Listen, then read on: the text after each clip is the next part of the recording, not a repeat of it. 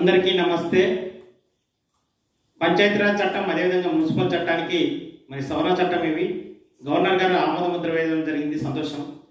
మరి గవర్నర్ గారు ఆమోద ముద్ర వేసినంత మాత్రాన మనకు 42% రిజర్వేషన్ వస్తుందంటే మరి రాదు. ఎందుకంటే ఈ చట్టాలు నిలబడాలంటే ఖచ్చితంగా పార్లమెంటు దీన్ని తీసుకుపోయి 9th షెడ్యూల్లో పెట్టగలిగిన రోజు మాత్రమే మనకు ఖచ్చితంగా రిజర్వేషన్ వస్తుంది. అంతవరకు రావు. ఒకవేళ ఎలక్షన్స్ జరిగినా కోర్టు కొట్టేస్తాయి ఖచ్చితంగా దీన్ని. కాబట్టి బీసీలు ముఖ్యంగా గమనించవలసింది ఏంటంటే ఉన్నత వర్గాలకు మరి రిజర్వేషన్స్ అన్నప్పుడు మీరు అడగకుండానే కేవలం 6 రోజుల్లోనే మరి చట్టం పాస్ చేసి మరి రిజర్వేషన్ ఇవ్వడం జరిగింది. మరి అదే బీసీల విషయానికి వచ్చేస్తే 6 రోజులు కాదు కదా, 6 నెలలైంది, అయినా ఇస్తలేరు. మరి కాంగ్రెస్ ప్రభుత్వం మాట ఇచ్చి దాదాపు 2 సంవత్సరాలు అవుతుంది. మరి ఇంతవరకు కూడా 42% రిజర్వేషన్ అమలు అనేది చేయడం లేదు.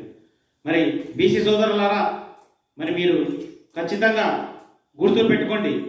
మరి బీసీలకు వస్తేనే ఈ ప్రభుత్వాలు మొండి చేయి చూస్తున్నాయి. మరి ట్యాక్స్లను కట్టేటువంటి ఒక మిషన్లలాగా, అదేవిధంగా ఓట్లేసే ఒక యంత్రాలలాగా పొలిటికల్ పార్టీస్ మన బీసీలను వాడుకుంటున్నాయనే సత్యం మీరందరూ గమనించాలి.